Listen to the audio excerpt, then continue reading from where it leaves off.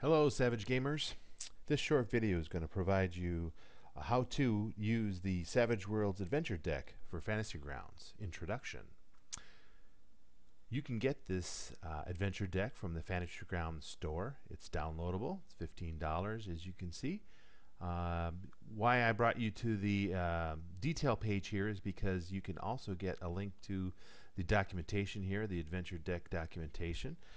If you purchase and install a product, it will also load the documentation in the add-ons folder under Fantasy Grounds in the Savage Worlds Action and Adventure deck.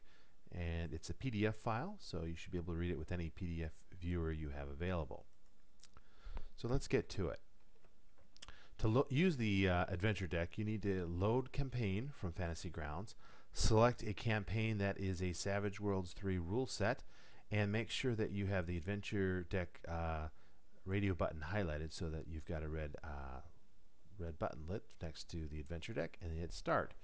If you don't do that and you don't have the tick mark, the character sheet and a few other things are not activated, and the adventure deck is more of a reference tool and not something you can actually use during gameplay. To allow your players to see the adventure deck and use it and see what cards are available to it, you want to go to module activation and then open up the adventure deck. You can also drag either the allow for players icon or the force load icon to the adventure deck, and I recommend the force load icon in most cases. Now when someone opens up the library, they'll see adventure deck showing up there as a choice, and you can see the various cards. So if someone wanted to see what Ace looks like, they can click on that and get a full view of that and the effect it has on gameplay.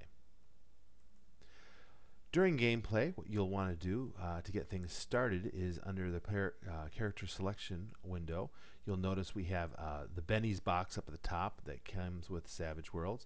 And then a new one on the bottom here, this bottom gray box, is a quick deal button. So if we click on that, it's going to deal out one card per rank, as well as an extra card if they have the new Edge Destiny's Child. To see what cards that character had, we just need to open the character sheet, and there is now a new tab on the side called Adventure Cards. So that's the very last tab here. We click on that and we're going to see the card that was selected. And if I hover over it, you can see that it gives us the name of the card as well as some of the detail of what that card does in the window above. If we double click on the card, we should get a zoomed up view of the card and the full graphics that are on that card. So really nice implementation, I think.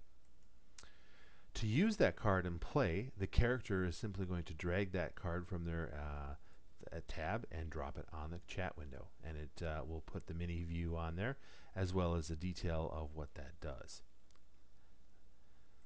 As the game master, you also have in their tools menu a new icon called Adventure Deck, and if you right click on that, you're going to be able to reset the deck and reshuffle the deck, and you can also click and hold with the left mouse button and drag a card from the deck onto a player's adventure card sheet. So if you want to assign them a new card, you can do that. And again, they can double click on that card to see what that effect is going to provide them.